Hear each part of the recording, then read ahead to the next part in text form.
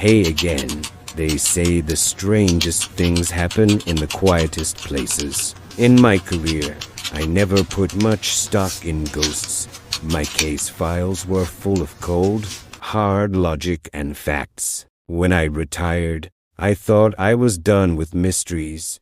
But the truth is, the strangest cases find you. They raid the ones people are too afraid to solve, too quick to blame on the supernatural. I am here to close the book on these stories once and for all. This next case took me to a vibrant town square, where a newly installed clock was supposedly twisting reality itself. They called it the Chronos Clock, a device that could stop time. I called it a masterfully orchestrated illusion. The frantic call came from the mayor's office of a medium-sized town, usually a picture of quaint normalcy. The mayor, a man clearly out of his depth, stammered about a crisis of reality. "Detective," he pleaded, his voice cracking, "it asked the new clock. The Chronos Clock. People are seeing things. Time itself seems to be breaking." The Chronos Clock was a newly installed centerpiece in the town square, a grand, antique-looking timepiece with an intricate, exposed mechanism, designed to be a tourist attraction and a symbol of local pride. It was a marvel of craftsmanship, all brass gears and polished wood. But shortly after its dedication, bizarre phenomena began to plague the town square. People reported experiencing brief moments where time seemed to freeze, or skip. A bird mid-flight would hang motionless in the air for a second. A person walking would suddenly appear several feet further along without having taken a step, or conversations would briefly jump, as if a record had skipped. These were fleeting, disorienting glitches, lasting only a fraction of a second, but terrifyingly real to those who experienced them. Compounding this, objects would occasionally seem to momentarily disappear and then reappear, a dropped hat vanishing only to materialize on a nearby bench, or a vendor's cart appearing briefly empty before its wares snapped back into existence. And stranger still, people reported bizarre, impossible coincidences, a pedestrian narrowly avoiding a falling object that inexplicably paused just above their head, or two completely unrelated conversations in different parts of the square suddenly intertwining with perfectly matching phrases. The locals, their nerves frayed, quickly attributed these phenomena to the clock. They whispered that the Chronos Clock was a device from another dimension, a time-bending artifact, or perhaps cursed by a trickster spirit that delighted in twisting reality. Some even believed it was a secret government experiment gone wrong. Panic was rising, disrupting daily life, with people avoiding the town square entirely, convinced that being near the clock risked their sanity, or even their very existence. The town, usually bustling, was becoming a ghost town. I drove out there, leaving the logical order of the city for a place where reality itself seemed to be coming undone. The town square felt eerie, unnaturally quiet for a weekday afternoon. I listened to the mayor's desperate account, to the terrified, bewildered eyewitnesses who swore they'd seen time itself hiccup. I heard their wild theories of portals and temporal rifts.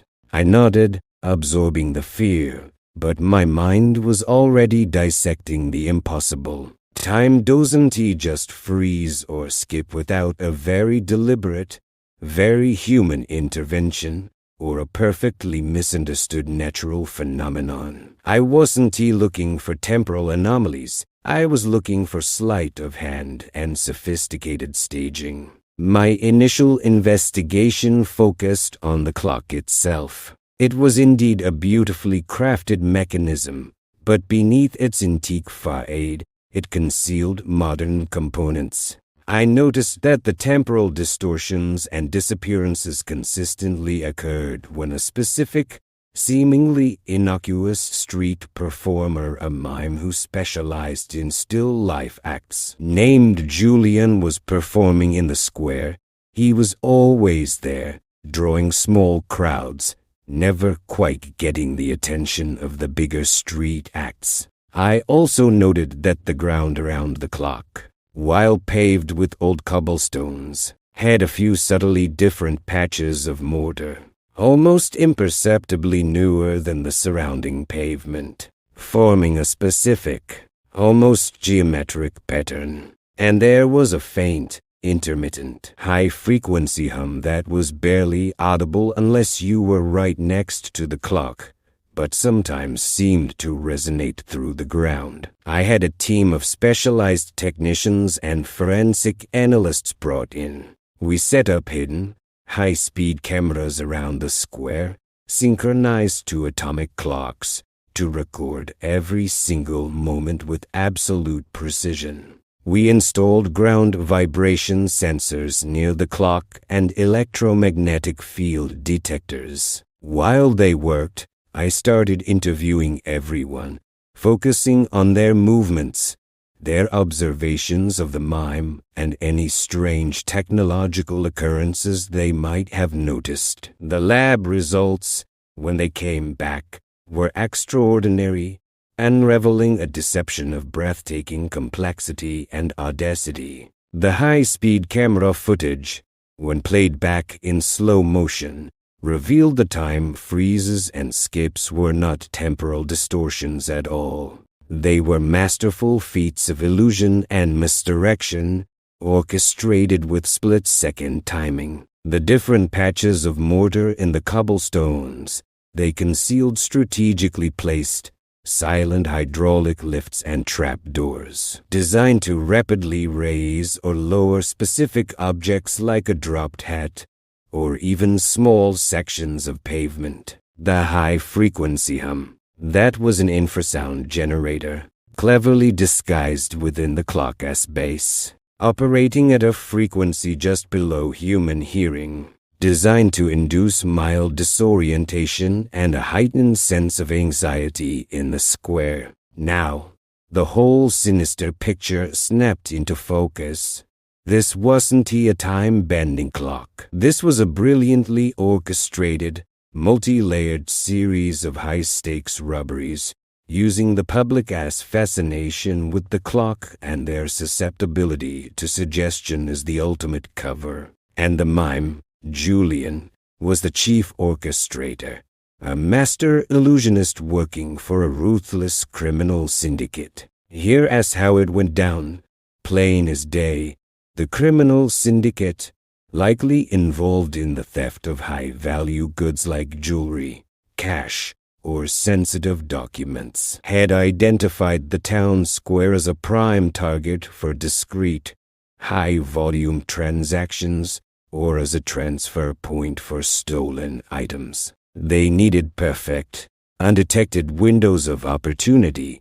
Their plan was fiendishly clever. They had meticulously modified the Chronos Clock during its installation, embedding the infrasound generator within its base to create a constant, low-level atmospheric effect of unease and disorientation. More critically, they had covertly installed the hydraulic lifts and trapdoors into the cobblestones around the square, precisely camouflaging them with matching mortar.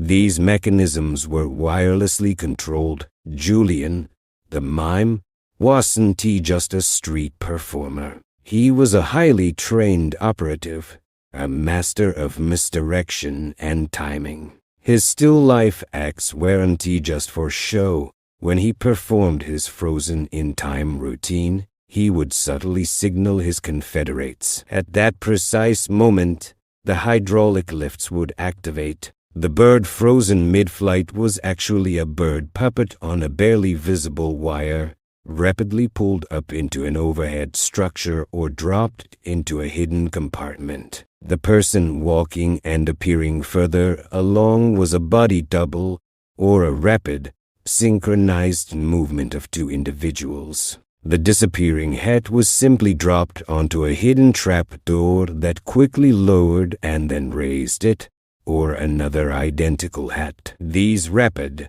almost imperceptible movements, combined with the infrasound-induced disorientation and the public's expectation of the time-bending clock, created the illusion of temporal anomalies. During these precisely timed time freezes, or when a crowd was disoriented by a particularly convincing illusion, a synchronized team of pickpockets and thieves, disguised as ordinary tourists or vendors, would execute their illicit transactions or swift thefts. The impossible coincidences were often cues or distractions. For instance, a falling object that seemingly paused was actually an object lowered from above by a fine wire, then momentarily held by an accomplice, distracting everyone while another criminal made a quick exchange or theft. The intertwining conversations were highly skilled pickpockets working in tandem,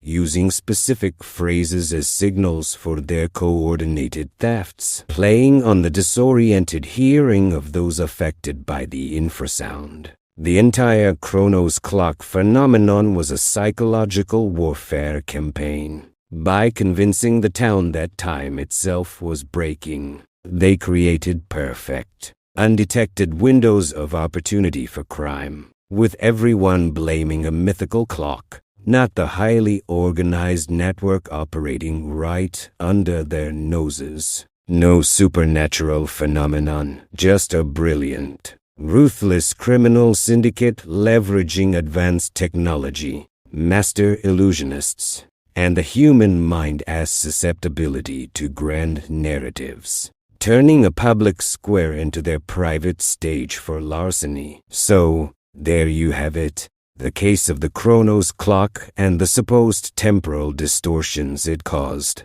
No rifts in the space-time continuum, no ancient devices twisting reality. Just another perfectly rational, albeit utterly deplorable, instance of human ingenuity twisted by ambition and insatiable greed. This one, it has a real mind-bender.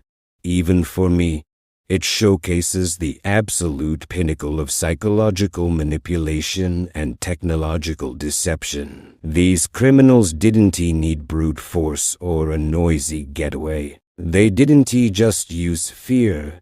They used disorientation, fascination, and the very concept of reality itself as their tools. They relied entirely on people being too awestruck, too quick to believe in the impossible, to look for the obvious, for the very human hands pulling the strings. They wanted you to blame the magical clock, not the highly organized network operating with surgical precision right under your nose. It has a chilling thought, isn't it, that the most dangerous criminals aren't always the ones we see in grainy mugshots. Sometimes, they raid the ones who seamlessly blend in, masters of illusion, turning public spaces into their private stages. They don't need ectoplasm or ancient rituals.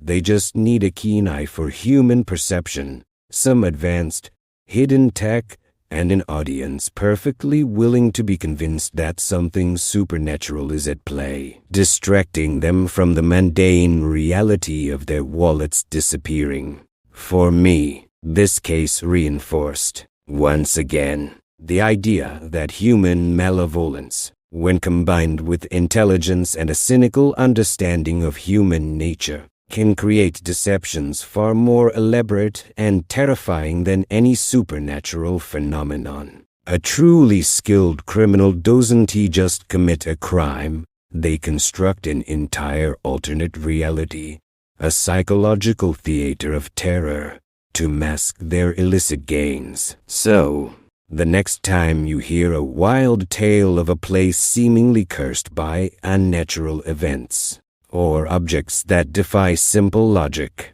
especially when it seems that someone, or some entity, stands to benefit from the resulting fear. Stop. Don't jump to conclusions, no matter how thrilling or terrifying they might seem. Look for the small details, the subtle hum, the strangely consistent timing of anomalies, the unexpected presence of a skilled performer, because often the true horror isn't some ancient curse or a broken timeline. It has the cold, calculated intent of another human being. And that, in my book, is far more terrifying. Until next time, stay curious, but always stay vigilant. And maybe, just maybe, double check your pockets after you've been to the town square.